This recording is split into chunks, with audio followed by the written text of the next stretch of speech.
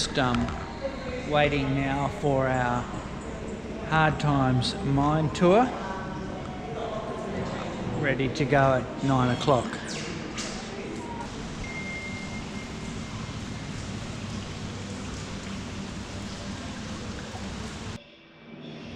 Oh dear. All the gear with no idea. That just looks very awkward.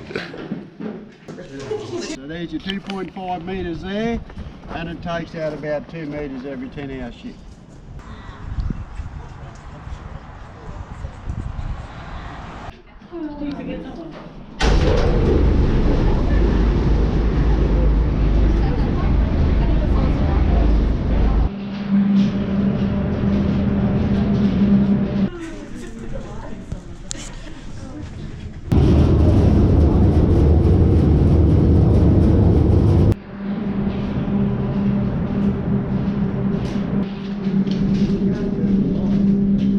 Holes, 68.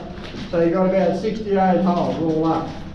Once they've marked it all up, they would come in with their machine. So the machine back then was just an air drill and an air lead.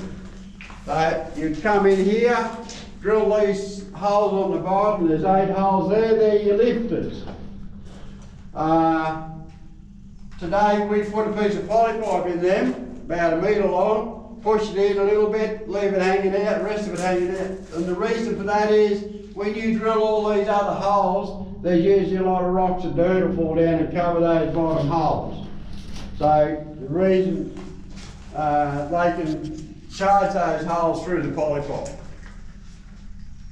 So these holes, we'll say we'll drill them in 3 metres. So they'll drill all their holes.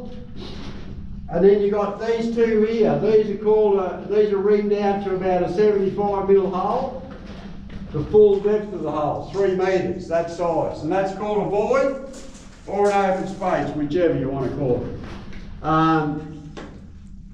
Once they've done all those holes, they'll then come in with their charging gear. So it's usually a power gels that stick about so long with a detonator put to them. The detonators go from 0 through to 24 milliseconds.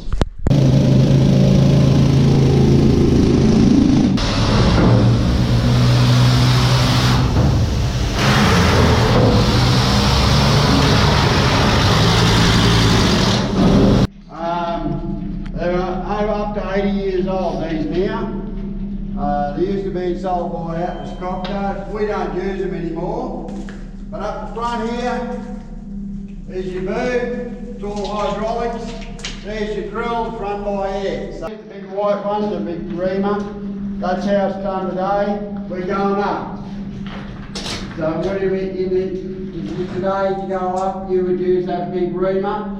But here, this goes back to the real early days. 4 steel ladders, a couple of bits of pipe, and timbers for a platform for your machine.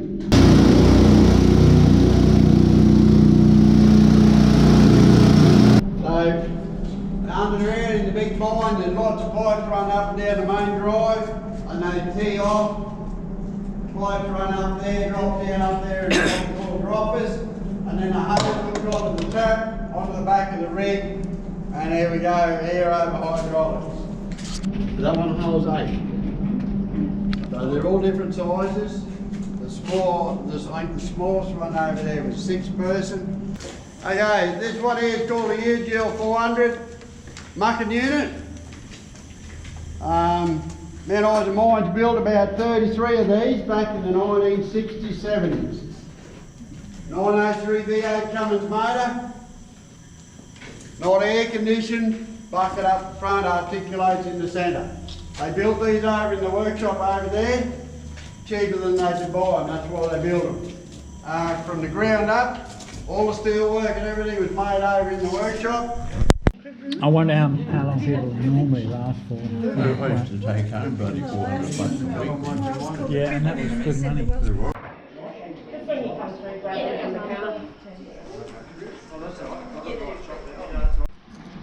Well, we've come to Mount Isa Mines Underground Hospital.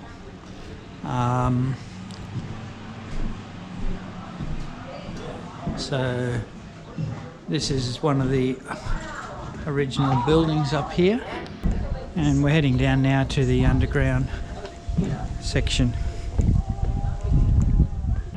From the other side, but there's 3 parallel tunnels that run east-west. This is the north tunnel, we've got the middle tunnel, and then down near the corrugated iron fence, the south tunnel. The Japanese bombed Darwin. So over 200 bombs dropped on Darwin there. Many people died. Their hospital was completely destroyed. And news soon got to Mount Isa that this had happened, and Mount Isa residents became quite concerned that we were going to be the next target. We had a mine here. It was working for the war effort, mining the copper deposit, and Dr. Ryan, who was looking after those 5 little wooden buildings, the old Kiradella Hospital there, round about 40 bed capacity, a small staff of nurses and orderlies. He started thinking about what he was going to do in the event of an air raid, how he was going to protect his staff and patients. So he approached Vic Mann at Mount Isa Mines to see if there was somewhere there they could use as an air raid shelter. Vic Mann suggested looking at the hill behind the existing hospital because it'd be nice and quick to get here. He said that he could put forward a supervisor, and his name was Wally Onton, so it's called Onton Tunnels after him, and he would be paid for a 2-week period. The mine also said they could put forward all the tools, equipment, explosives, all the timber, everything they needed to complete the work down here.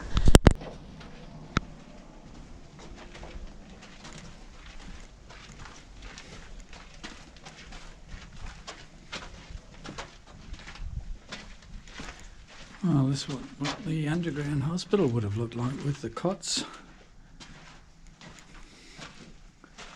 Okay, so once excavation was completed, it took them a few days to do that. Then the timbermen came in to do their work.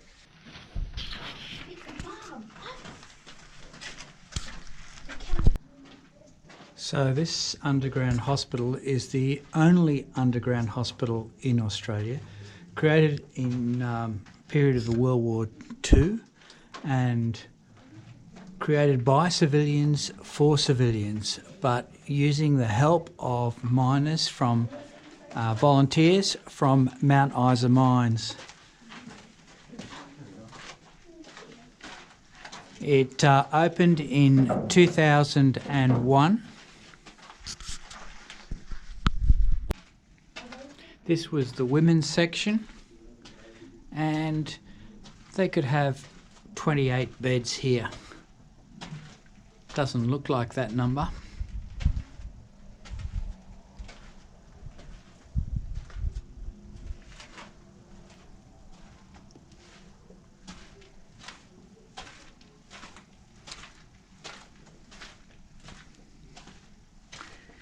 Interesting that the floor was a dirt floor.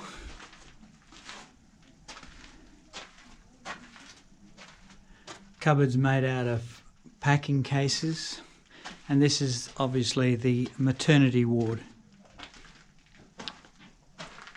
This is where babies would be born, and they would screen this off with screens.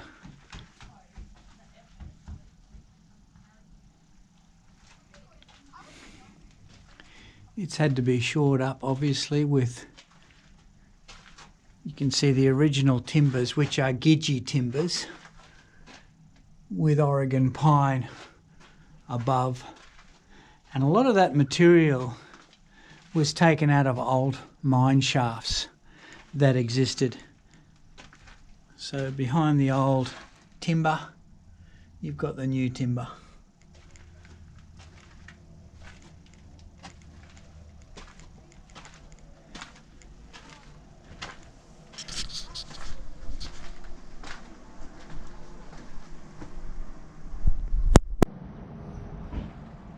Well, we're in what is known as the tent house, and this has been set up so that families can stay here who've got somebody else in hospital.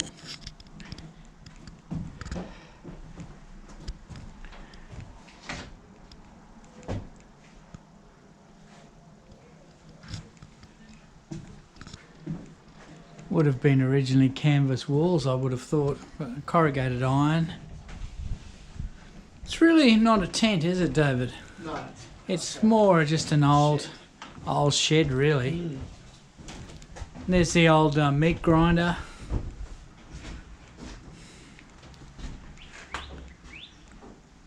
Tristram's. Oh, the old laundry tub. The worst thing is I can remember quite a few of those items.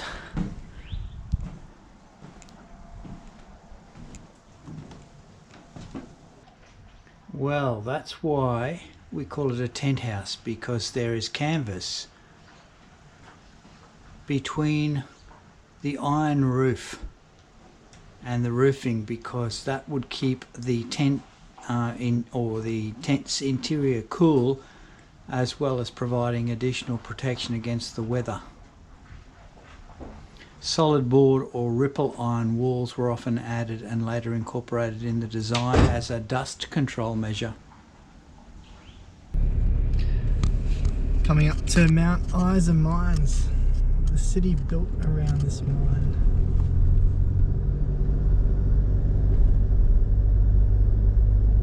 It's brilliant, absolutely brilliant.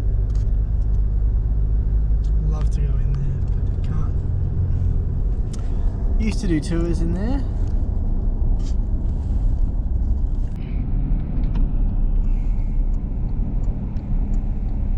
It's amazing. Just so much machinery, so much infrastructure. So cool.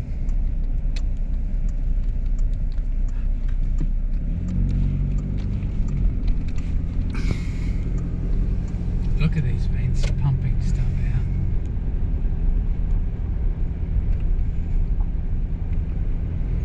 I don't think you'd be allowed up there, Dad. You might just turn around here. Doesn't say anything.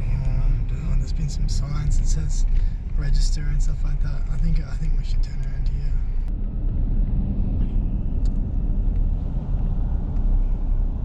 I don't think I can go in there. No. No.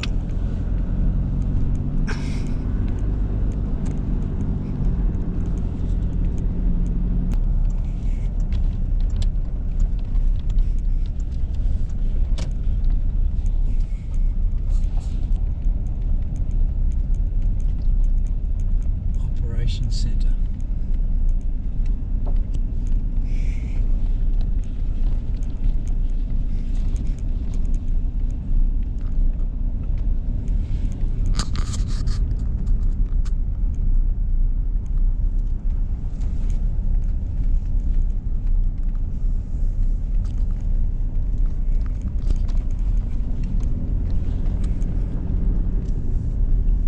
They should even just do tours out the front here and just point out like what different stuff does.